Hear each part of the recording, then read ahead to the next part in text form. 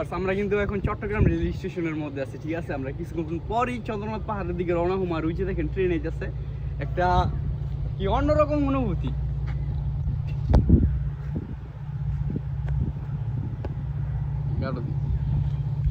আমরা আমার কাজিনদের বাসায় আসছি, ঠিক আছে? তো এটা চট্টগ্রাম সীতাকুণ্ডের মধ্যে পড়ছে।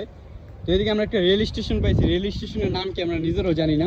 তো এদিকে আমার খালাতো ভাই আর ফুফাতো ভাই আছে, দুই কাজিন। আমাদের অনুভূতি কেমন? Good good. এখন আমি আপনাদের এই রেল স্টেশনটা পুরোপুরি ঘুরে দেখানোর চেষ্টা করবো, ঠিক আছে? এই রেল স্টেশনটা অন্য অন্য রেল স্টেশন থেকে সম্পূর্ণরূপে আলাদা। কারণ এই যে দেখেন রেল স্টেশনের সামনে কি সুন্দর ফুল, প্রজাপতি, এগুলো না আমি বাতি দিলাম। এই সামনের দিকে আমরা হাইটে যাই, আপনারা দেখতে থাকেন।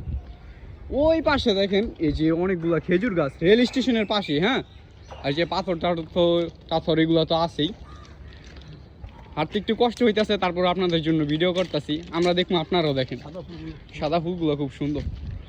আর রেল স্টেশনের দুই ধারে কলা গাছ, অনেকগুলো কলা গাছ আছে, আম গাছ আছে, জাম গাছ আছে, সব গাছ।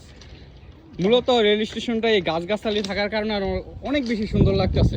কি সুন্দর বাতাস। আর এই হচ্ছে আমি মোহাম্মদ মৃদুল, ঠিক আছে?